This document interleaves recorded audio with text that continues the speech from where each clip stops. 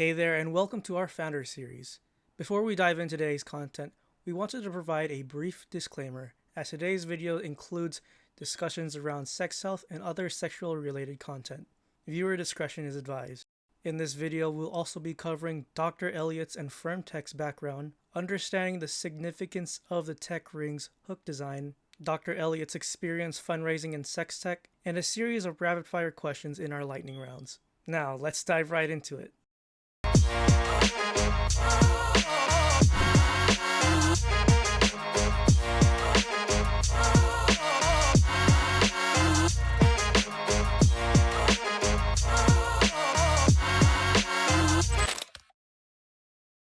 Hey everyone, it's John and Mike here, and today we have a very special guest, one of our friends and partners, Elliot Justin, Dr. Elliot Justin, and we're here to have a very insightful conversation about business, entrepreneurship, and product development, and he's going to be part of our Founder series. And so with that, it's fall, we're heading into, a nice, intimate time where things are getting a little bit cooler. Maybe you're cozying up next to someone, and I think it's the perfect time to talk about FirmTech and what Elliot has been building over the last year or two. So Elliot, do you mind telling the audience a little bit more about yourself and what you do and your mission at FirmTech? Sure. Well, by background, I'm a emergency medicine physician, and I can tell you, short of a heart attack or a stroke, there's no emergency that concerns a man like a limp dick. I am a serial entrepreneur. I've started 6 companies, I've had 4 exits. And this company came to me fortuitously because I was challenged by a urology professor at the University of Utah to come up with a way of counting the number of nocturnal erections that are a leading indicator of man's cardiovascular, cardiometabolic health.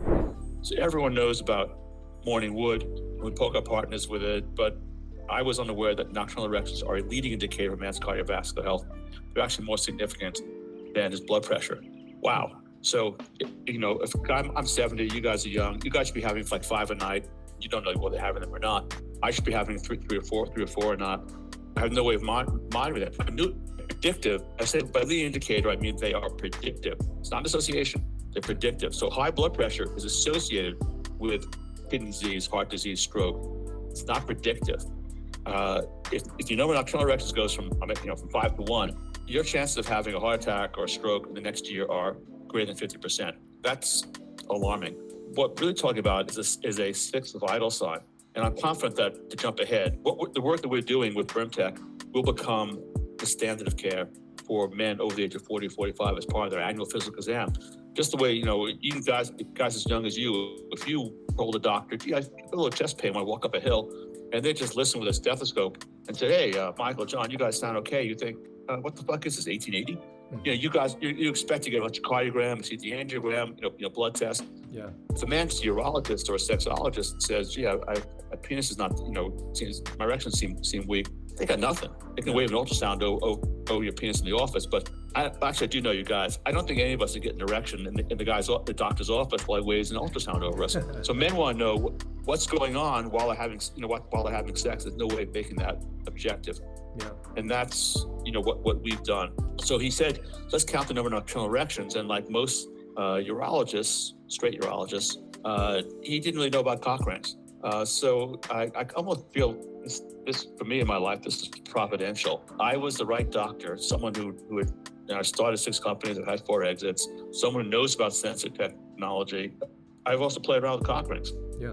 So I suggested to you guys after a month that they'd gone down the wrong pathway.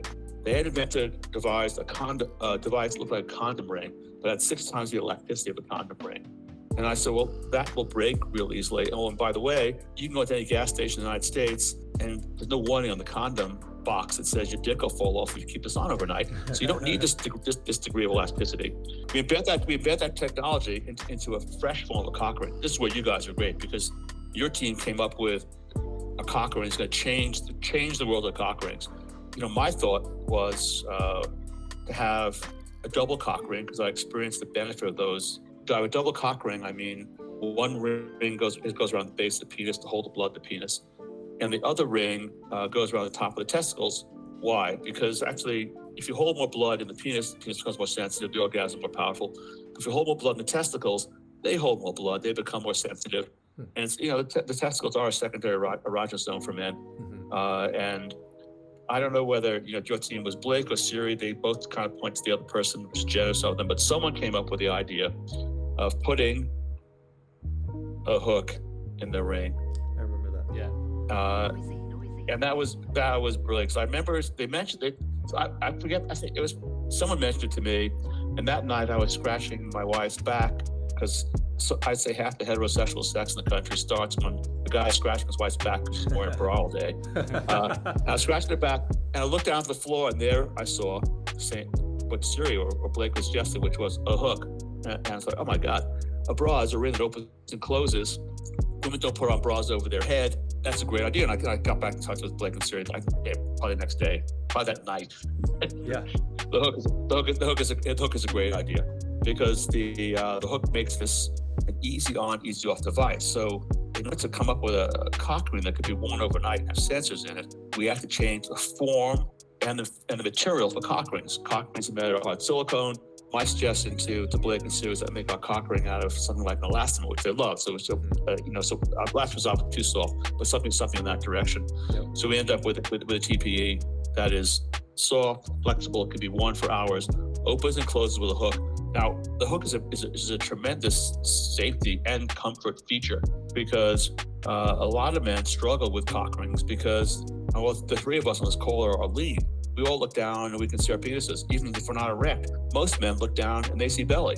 And if a guy sees belly and he's also diabetic, he's taken 2 meds to interfere with his erections, he's anxious, he didn't perform the last time, he's had some bourbon and smokes. The ring is easy on, easy off. Yep. That issue, having to visualize that penis or struggle to get it on is relieved. But the ring is not, because it's made of elastomer, does not block the arterial flow in. It just constrains the venous return, and it doesn't choke off the arterial flow, nor does it choke off the venous return. Most conventional cock rings are essentially a chokehold on the penis.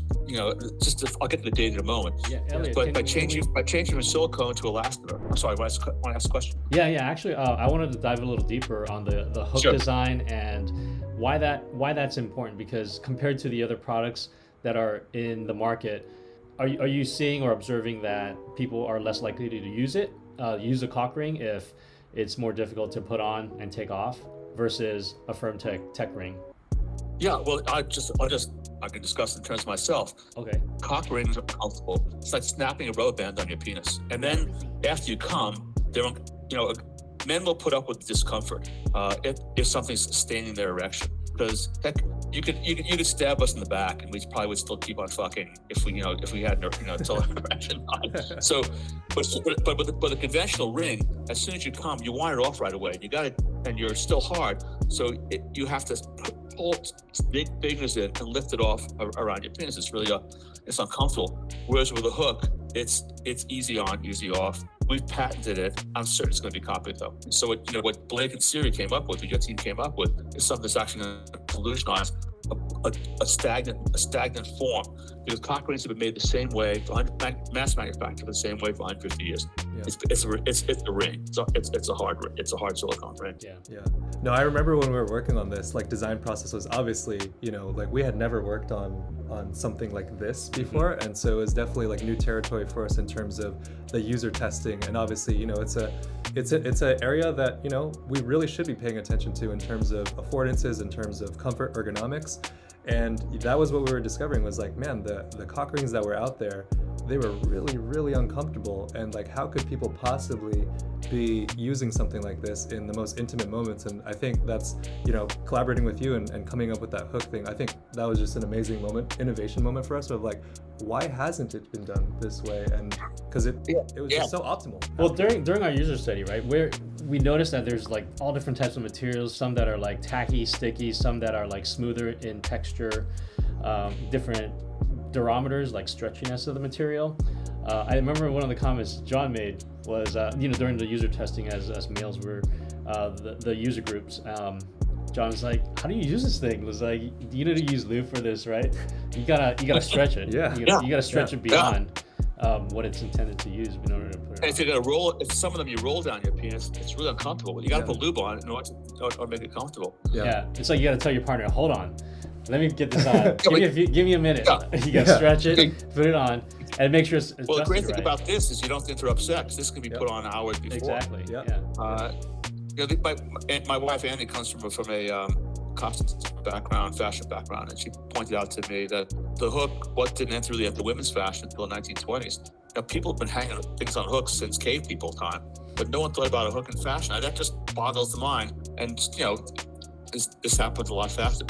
Cock rings have been, well, I'll take that back. The cock ring's been around since, because the earliest ones are found in Sung Dynasty tombs. So they've been around a long time. So the hook is that, it's one of the sort of, no one thought of that before kind of innovations like wheels on suitcases. And what we developed with you, which was, by the way, I don't know if you guys have seen this, we won most innovative sex toy of the year. Oh, nice. At which show? Yeah. Which one is that? At XBiz. So XBiz is the industry show. Yeah, that's right. Nice. Yeah, and that was really cool. And we did, congratulations to you too. We did that with the device that you guys largely devised for us. By the way, why does it take so long in engineering? Things need to be made. I mean, just well, I do want to compliment you guys. Actually, always your reporting was comprehensive. Almost no one. I mean, I have Modus is pretty good too, but your reporting was really special. It came in weekly. It was proactive because both Blake and Siri asked questions that I did, that were provocative. That I think involved things I wasn't thinking about because I'm a doctor. And you guys are only a little bit over budget. That's incredible. On time and just a little bit over budget. I would love to say on time under budget, but we know that's not the real world. But it's still award winning at the end of the day, right? Award winning at the end of the day, and sales, right? Right, and not double. Not double. I mean, we're with some other companies that we're working with, you're aware of. They just, you immediately have to say, oh, it's going to cost twice as much, and take 75% longer. Nice. Elliot, I know like a lot of our viewers and listeners, a lot of them are founders themselves, and I'm sure like you being a successful entrepreneur, especially with firm tech, like what is the fundraising circuit like, especially for something like sex tech, health and wellness? It sometimes is a taboo topic. Like, can you maybe shed a little light? And I'm sure people will want to know, like, is it different because it's not just an IoT device? This is something that goes on a particular area on your body. How are investors and those types it's of folks? really, really hard. That's a great question. As you're probably aware, 85 to 90% of investing overall, professional investing overall, occurs in the Bay Area and New York City. Yep. Maybe a little bit in LA. If you're not networking in those areas, and I'm not, it's really hard to raise money. Whatever firms might say about their openness to, hey, send us blah blah blah your deck. We're really interested. It's almost, I would say it's almost impossible. We also face the challenge that, I'll put it this way: the seed round for us was easy. I put in more than half the money. We're in about 2.8 million right now, and about half, 1.65 of that is my own. Another million came from a friend. The rest came from a handful of urologists. I've never raised money from VCs before, and they don't really want to invest in seed, even if they say they do. They don't. You hear from you hear from them, as you guys hear this all the time. It's too early. They whine about how. Look, I'm an experienced. I've had 4 successful exits. I'm a doctor. This technology has been de-risked. The risk of what they're doing is marketing risk. It should be, and the potential of this company is enormous. Every man will benefit from what we're doing, and with the female product, everyone will benefit. We struggle to raise, so we just started the A round. There were like 25 or 30 cold emails, of which we got 5 responses, and 3 of them were, "That's really interesting. We don't do hardware. We're more than hardware." Oh yeah. Or but that's kind of the junior level reacts. Or we don't think you can hit the numbers that you project. Well, I don't believe those numbers either. I mean, spreadsheets, a Ouija board. So anyone who's going to attack you on your numbers isn't really a serious investor, because I can't. No company goes like this. Right. Even a successful company will have plateaus and even dips. Sure. There are a lot of companies that don't want to do sex, to your point. Yep. There are a lot of companies that don't stand for sexual health rather than just sex. There are a lot of companies, another thing is we just do software. Well, that's nice. Although software is kind of boring. Do I really want to be another revenue cycle management company, or just or another? And I'm not really that interested in selling pills. So raising money is a challenge. Yeah. Um, But I think like the reason I brought it up was I think it's pretty inspiring because you have managed to achieve a lot of traction even with FirmTech. Like, you know, a lot of users are using it. You know, it's everywhere. I mean, you're getting sales. And so I think it's important for some of our viewers who, you know, maybe struggling with that fundraising path that, hey, you know, not every path has to be exactly like that where you're raising, you know, from VCs necessarily. Like you've proven that you can get traction regardless of that. And so I think it's a testament to your effort and to the mission FirmTech has and the product itself that you don't necessarily need to go that traditional VC path every single time, like right away. You're still able to get traction. So just wanted to highlight that. You have to be relentless. I'm just amazed that people put money in. I mean, I don't, especially in the Bay Area. It's so much about networks, and founders need to understand the rejections are often dumb. You know, and people, you know, you turn around and someone's putting another $20 million into yet another home fertility test company. What's the test company serious? I mean, there are a dozen of them out there already. And it's not a rational world. People aren't going to invest money because they're rational. It's really, you have to be relentless, and you have to.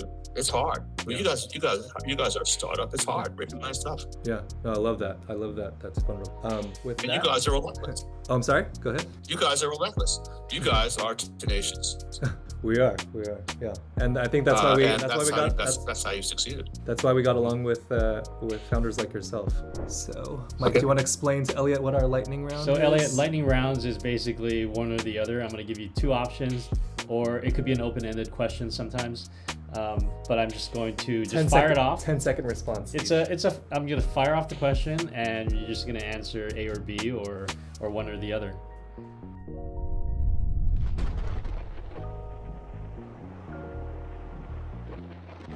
So I'll start with what's the weirdest myth about sex you've ever heard, whether it's true or false? Okay, we can skip that one. Okay. How about? Here's what I got it. Okay. Cock rings are for gay men. Okay. Got it. True or false? Okay. False. False. Okay. All right. Okay. If you could give one piece of sex advice to your younger self, what would that be? Put a ring on it. Nice. All right. What's the most interesting sex-related fact you've come across? I just learned this a couple of months ago, and I was totally unaware of it. So women have clitoral erections too. Most of the increased blood flow is internal. The lubrication that women have in their vagina is largely a transudate from the blood in their clitoris. It's not mucus. It's not ejaculate. It's a transudate. The red blood cells, the white blood cells stay behind. The serum gets transudated out from the clitoris into the vagina. Huh. Interesting. Here's another fact. What will produce the longest lasting erection, satisfying erection in a man? The FirmTech ring. Absolutely. The tech ring plus tadalafil. So, and we studied this internally. We're going to do a paper about this because the message to every man my age, men your age, is just put a ring on it, take tadalafil. So, so we kept this on 6 men after climax, without any stimulation, lose erection in 25, 30 seconds. With tadalafil, it's about 2.5 to 3 minutes. With the ring, it's about 3.5 minutes. With tadalafil plus the ring, it's 7 to 8 minutes. Oh, wow. So if you want a harder erection, you want to last longer. It's plumbing, because tadalafil, those medications, Viagra, tadalafil, so that they put blood in the penis, but they don't keep it there. The ring holds it in place. This is so obvious that it's my hope in the future men will put a ring on it routinely, just the way women use vibrators routinely, and take a PG5 medication, because those medications are actually most effective in men without ED, men who have compromised vessels, arterioles, because of calcification due to hypertension, diabetes. They dilate less when they take those medications. And young guys like you, that's what you'll get a lot more powerful orgasm out of them and last longer. Got it. All right, and lastly, for the time that we've known you, Elliot, you've been a big wine connoisseur and you love your wines. Is there one particular wine that's your go-to that you love? Yes, and I just bought another case of it. It's Vie de Romans, Viederomans. It's from Friuli in far northeastern Italy, up by the Slovenian border. They make incredible whites. Truly, in my opinion, the best Pinot Grigio, the best Malvasia. Do you guys drink Malvasias? Probably not. Haven't tried it. No. Haven't tried it. I mean, Malvasia is like, no, it's a sweet wine, blah, blah. No, it can be really, really complex. Great Chardonnays, and they make their wines with a little bit with like slight contact. So it's not a full-blown orange wine, but slight contact to get that wonderful, complicated, musty taste you get with contact wines. Vita Romana is amazing. Check it out. All right, Cool. We'll definitely How about you guys? Did you guys have anything that you like? Me, I stick to mostly cabs. Yeah. Yeah, I know nothing of wine, so basically every time you come into town, that's when I'm drinking it. So, okay, well, I think we've gone through most of the lightning round, and Yeah. we really appreciate your time, Elliot, and sharing with our audience, what you've been doing at FirmTech. Again, we're always really glad to be partnered with FirmTech, and we had such a great time designing that product and engineering that, and we just wish you the best to your success, and we're just enjoying watching and cheering you on. Yeah, and if any of you viewers out there who are attending CES or XBiz or any trade show out there, be sure to visit Elliot's booth and say hello. Thanks so much. You can find us at, me at Elliot, ELLIOT at myfirmtech.com. And I will be working back with you guys once we get this female product further along. We certainly intend to work with you guys again on packaging and on finishing the consumer focused design for it. Right now, it's an engineering thing, but Sure. hopefully that'll happen next 6 months. Yeah, we're looking forward to that. Okay, guys, we'll talk to you soon. Thank you, Awesome. Elliot. Thanks, Elliot. Thanks so much. All right. bye. Talk soon. Bye. Thanks for tuning in. I hope you guys enjoyed this video with Dr. Elliot Justin. With that being said, we'll see you guys next time, our next episode. John, Let's hatch awesome. Yeah.